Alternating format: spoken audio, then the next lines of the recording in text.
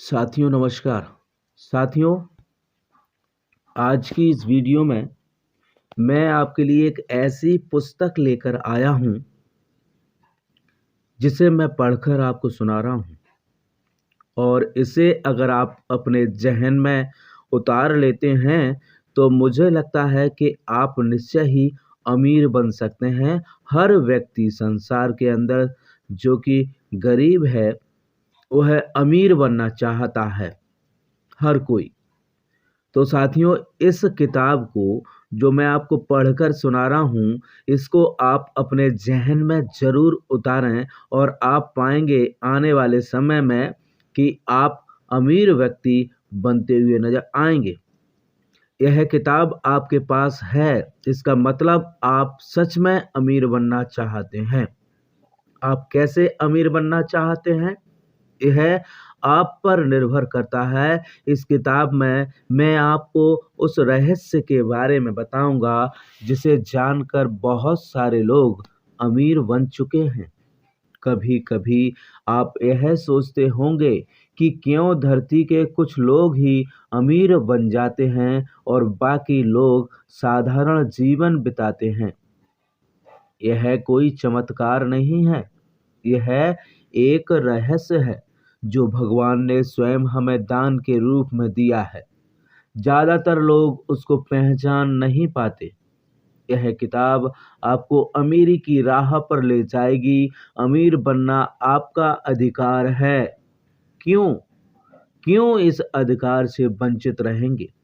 Bill Gates बोलते हैं, अगर आप गरीब पैदा हुए हैं तो यह आपकी गलती नहीं है, लेकिन अगर आप गरीब होके मरते हो तो यह आपकी गलती है।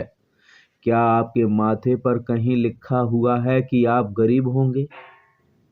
क्या शरीर पर किसी जगह पर कोई धब्बा है गरीबी का? नहीं ना। तो क्यों सोचते हो गरीब हूँ? बस आपको थोड़ा-सा ध्यान रखना पड़ेगा कि भगवान ने आपको क्या गुण दिया है, जिसको इस्तेमाल करके आप अमीर बन पाएँगे। बस आपको खुद पर विश्वास करना पड़ेगा कि आप अमीर बनेंगे। एक दिन ऐसा आएगा कि आप भी अमीर बनेंगे। आप भी बहुत सारी दौलत के मालिक बनेंगे। आप भी सफल व्यक्ति बनेंगे। आपके पास धन, दौलत, स्वास्थ्य, संपत्ति और सुख होगा। परिवर्तन ज़रूर होगा, क्योंकि परिवर्तन ही सफलता है और सफलता ही परिवर्तन। अमीरी क्या है? इस किताब में मैं जो बोलने जा रहा हूँ वो आपको सिर्फ पढ़ना नहीं है, अपने जीवन में भी उसे काम पर लगाना है। इस किताब में जो बातें बताई गई हैं वो ध्यान से पढ़िएगा और जो भी अच्छा लगे उसे एक डायरी पर लिख लीजिएगा और रोज एक एक बार उसे देख लीजिएगा। किताब को एक दिन में ही पढ़ के खत्म ना कीजिएगा। रोज एक एक अध्याय पढ़िएगा। जब यह पढ़ के खत्म हो जाएगा तो दोबारा उसे एक बार और पढ़ना। इससे इस किताब की सारी बातें आपके दिमाग पर बैठ जाएंगी और आप आसानी से आगे बढ़ जाएंगे। दूसरी बात, हो सके तो इस किताब को 3 महीने बाद एक बार और पढ़ लेना, जिससे और भी गहरी तरीके से आपके दिमाग पर बैठ जाएगी यह किताब। क्योंकि संसार के इस झमेले में सब भूल जाते हैं। 3 महीने बाद एक बार दोबारा पढ़ने से आपको दोबारा सब कुछ याद आ जाएगा। साधारण लोग अमीर बोलते ही समझ लेते हैं कि जिसके पास बहुत ज़्यादा पैसा हो, जिसके पास बहुत ज़्यादा संपत्ति हो, जिसके पास गाड़ी हो, जिसके पास बैंक में बहुत सारा पैसा हो, जिसके पास पावर हो, वो अमीर है। क्या असल में यह सच है? आप क्या सोचते हैं? जिसके पास बहुत सारा पैसा है, बहुत सारी संपत्ति, बहुत सारी गाड़ियाँ, आलीशान घर है, फिर भी वो खुश नहीं है, तो आप उसको क्या कहेंगे? बहुत सारे लोगों के पास पैसा तो है, लेकिन उसको खर्च करने वाले कोई नहीं है। उसको क्या कहेंगे? संपत्ति बहुत सारी है, लेकिन खाने वाला कोई नहीं है। उसको क्या कहेंगे? पैसा बहुत है, लेकिन हमेशा बीमार रहता है। उसको क्या कहेंगे? पैसा है, लेकिन किसी को दान नहीं करना चाहता है। उसको क्या कहेंगे? लोगों के पास सब कुछ तो है, लेकिन वो किसी ना किसी वजह से नाखुश हैं। उसकी अमीरी का क्या फायदा? अभी आप सोच रहे होंगे कि पैसा बुरा होता है। मैंने ऐसा बिल्कुल नहीं कहा है। तो इसका मतलब क्या है? मैं ऐसा मानता हूं कि असल में वही सच्चा अमीर है जिसके पास यह चार चीज हैं। पहली, अच्छा स्वास्थ्य। दूसरी, अच्छा पैसा। और तीसरी, अच्छा भविष्य। और चौथी, अच्छा समय। आइए इन सब के बारे में विस्तार से समझते हैं। नंबर एक, अच्छा स्वास्थ्य यानी कि गुड हेल्थ। जिसके पास बहुत सारा पैसा हो, लेकिन अच्छा स्वास्थ्य नहीं है और हमेशा वो बीमार रहता है, असल में वो अमीर नहीं है। उस पैसे का वो क्या करेगा जो खर्च करने के लिए वो खुद ही ठीक तरह से नहीं है। अच्छा स्वास्थ्य मतलब क्या है? आपको याद है बचपन में आप किताबों में पढ़ते थे, स्वास्थ्य ही संपद है, हेल्थ इज वेल्थ। एक बार फिर से याद कीजिए उस बात को। इतना सुंदर वाक्य जानकर भी हम भूल जाते हैं कि स्वास्थ्य ही असल में असल है। संपत्ति होती है, यह जानते हुए भी हम अपने स्वास्थ्य को ठीक तरह से नहीं रख रहे हैं। हमेशा खराब और विषैले चीज़ों को खाते हैं। तम्बाकू, गुटखा, बीड़ी, सिगरेट, अफीम, गांजा, शराब और ड्रग्स आदि अपने स्वास्थ्य को नष्ट कर रही हैं। क्या यह सही नहीं है? और मज़े की बात यह है कि कब हमें याद होता है, जब हम अस्पताल के बिस्तर पर पड़े हुए होते हैं, तब हमें यह याद आता है कि हमने खुद को और अपने स्वास्थ्य को खराब किया है और रो पड़ते हैं। आज के ज़माने में हम जो भी चीज़ें खाते हैं, वो सभी विषैली चीज़ों से बना हुआ होता है। जो लोग तम्बाकू, गुटखा, बीड़ी, सिगरेट, अफीम, गांजा, शराब और ड्रग्स नहीं लेते, वो भी बीमार पड़ जाते हैं। तो आप और हम क्या चीज़ हैं? अभी आप समझ सकते हैं कि हम कहाँ हैं। किसी ने सच ही कहा है, इंसान भी क्या अजीब चीज़ है, जिंदगी भर पैसा कमाने के लिए अपने स्वास्थ्य को खो देता है और फिर उस स्वास्थ्य को दोबारा पाने के लिए अपनी जिंदगी भर की कमाई खो देता है। जीता तो ऐसे है कि कभी मरेगा नहीं, और मरता ऐसे है जैसे कभी वो जिया ही नहीं। हम आपको एक कहानी सुनाते हैं। उस कहानी को सुनकर आप निश्चय ही सोच पाएंगे कि हमें क्या करना चाहिए। रमेश और राहुल दो दोस्त हैं। घर की परिस्थिति ठीक नहीं होने के कारण दोनों ने ही कम उम्र से ही रोजगार करना शुरू किया था। दोनों ही बहुत परिश्रम करके रोजगार करने लगे। रमेश कमाया हुआ पैसा बहुत हिसाब से खर्च करता था और अपने भविष्य के लिए जमा करके रखता था। दूसरी तरफ राहुल कमाया हुआ पैसा हिसाब से खर्च करता था और हर महीने बाजार से थोड़ा बहुत फल खरीद ले आता था खाने के लिए, और बाकी के पैसे वो जमा करके रखता था भविष्य के लिए। और यह देखने के बाद रमेश अपने दोस्त पर बहुत गुस्सा हो जाता था और बोलता था, क्यों अपने पैसों को क्यों फालतू चीजों पर नष्ट कर रहे हो? पेट भर के खाना नहीं खाता क्या? और भी बहुत कुछ। जानते हो, इस साल मैंने 12,000 रुपये जमा किए हैं और तुमने सिर्फ 8,000 रुपये जमा किए हैं, मुझसे भी कम। हम दोनों तो एक ही काम करते हैं, फिर भी तुम्हारे इस फालतू की खर्च की वजह से तुम ठीक से पैसा जमा नहीं कर पा रहे हो। यह कह के राहुल को समझाता है तो दोनों में बहुत गहरी दोस्ती है।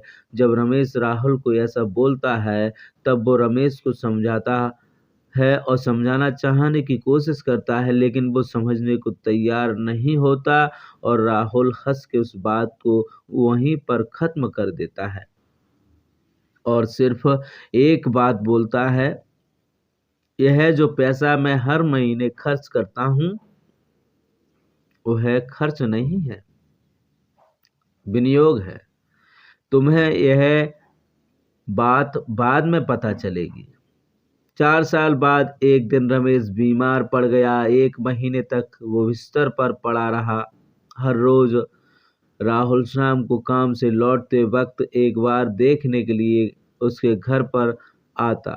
एक दिन राहुल ने रमेश से कहा, इस महीने बीमार होने के कारण डॉक्टर और दवाई के ऊपर 10,000 रुपया खर्च हुआ है और इसके साथ इस महीने की कमाई भी गई। तुम्हारा तो नसीब ही अच्छा है। तब राहुल ने रमेश से कहा, तुम्हें पता है, एक दिन मैंने तुम्हें कहा था कि जो पैसा मैं फल खाने में खर्च करता हूँ वह एक विनियोग है। तब रमेश को समझ आई कि राहुल तब क्या कहना चाहता था। तब से रमेश भी अपनी कमाई से थोड़ा सा पैसा अपने स्वास्थ्य के लिए भी खर्च करने लगा। मैं यह नहीं कह रहा हूँ कि सिर्फ फल खाना ही जरूरी है, मैं तो यह कहना चाह रहा हूँ कि फल हमारे स्वास्थ्य के लिए बहुत जरूरी है और इसके साथ हरे भरे और रंग बिरंगे सब्जियां, अंडा, मछली, मांस और बहुत सारा पानी पीना आवश्यक है।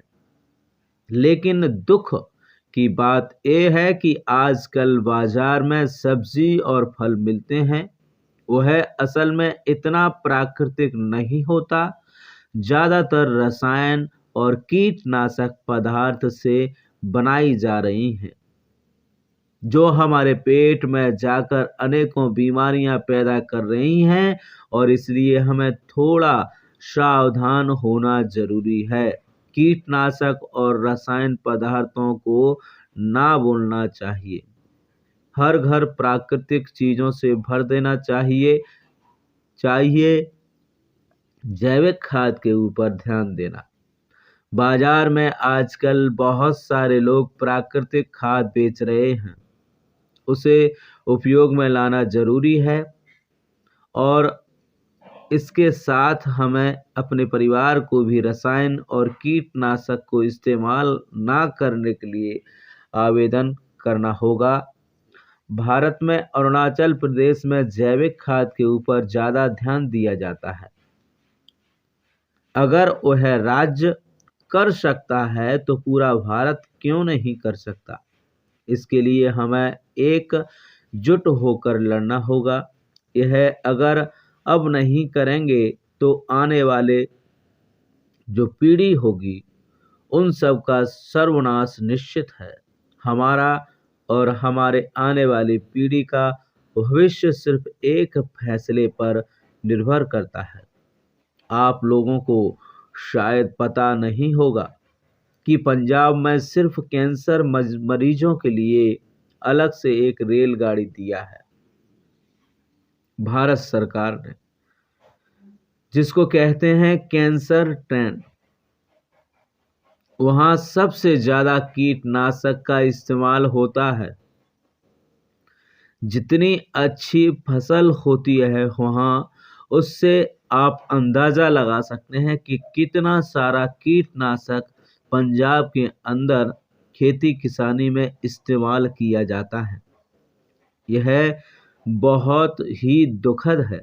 अगर हमें अमीर बनना है तो सबसे पहले हमें स्वस्थ रहना होगा, और स्वस्थ रहना ही हमारा पहला अधिकार है, और हमें अपने इस अधिकार को पाने के लिए लड़ना होगा। क्या आप तैयार हैं? एक दिन हम ज़रूर जीतेंगे, हम ज़रूर अमीर बनेंगे, क्योंकि स्वास्थ्य ही इंसान का असल संपत्ति होता है। एक दिन एक पत्रिका पढ़ रहा था, वहाँ एक डॉक्टर ने एक पंक्ति लिखा था, prevention is better than cure. तब उस बात का मतलब ठीक तरह से पता नहीं था। वो पंक्ति मैंने पूरा पढ़ डाला। वहाँ पर इतनी अच्छी तरह से इस बात का मतलब समझाया था कि मैं अचंभित रह गया। बताया गया था कि बीमारी आने से पहले उसको पहले से ही रोक देना अच्छा होता है। उसको ही बोलते हैं prevention is better than cure. मुझे बहुत अच्छा लगा वो पंक्ति पढ़ के। आगे बताया कि अगर कोई भी व्यक्ति बीमार होने के बाद उसको ठीक करने के लिए बहुत सारा पैसा खर्च कर सकता है, तो फिर वह व्यक्ति उस बीमारी को रोकने के लिए हर महीने थोड़ा थोड़ा खर्च क्यों नहीं कर सकता। सोचिए, अगर एक आदमी बीमार होने के बाद लाखों रुपया अस्पताल में और दवाइयों पर खर्च कर सकता है, तो फिर वह हर महीने थोड़ा थोड़ा अपने ऊपर खर्च करके अपने स्वास्थ्य को ठीक रख सकता है कि नहीं? हमारा शरीर एक मशीन की तरह ही होता है, जिसे हम अपनी मोटरसाइकिल और कार 6 महीने बाद सर्विसिंग करते रहते हैं। ठीक उसी तरह हमें भी अपने शरीर रूपी मशीन को हर साल एक बार सर्विसिंग करना पड़ता है। हमें अलग से प्रोटीन और विटामिन लेना आवश्यक है, क्योंकि हम जो खाना खा रहे हैं वह इतना जहर से भरा होता है कि हमारे शरीर पर पर्याप्त मात्रा में वह सब नहीं पहुंच पाता। प्रोटीन, विटामिन और मिनरल्स की कमी से ही हम बीमार पड़ते हैं। शरीर में रोगों से लड़ने की क्षमता कम हो जाती है, इसलिए हम बीमार पड़ते हैं। नियमित अगर हम अपने आहार में विटामिन, प्रोटीन और मिनरल लेते हैं, तो हमारे शरीर पर रोगों से लड़ने की क्षमता बढ़ जाती है और हम स्वस्थ रहते हैं। हम ज़्यादा काम कर सकते हैं, ज़्यादा पैसा भी कमा सकते हैं और अमीर बन सकते हैं। साथियों, पहला अध्याय मैंने आपको पढ़कर सुनाया। अगर यह अध्याय आपको पसंद आया हो तो एक लाइक ज़रूर कर दीजिए और साथ में एक कमेंट भी कर दीजिएगा। और वीडियो हमारा यह पसंद आया है तो लाइक तो आप कर ही रहे हैं, उसके साथ ज़्यादा से ज़्यादा लोगों को शेयर ज़रूर कीजिएगा।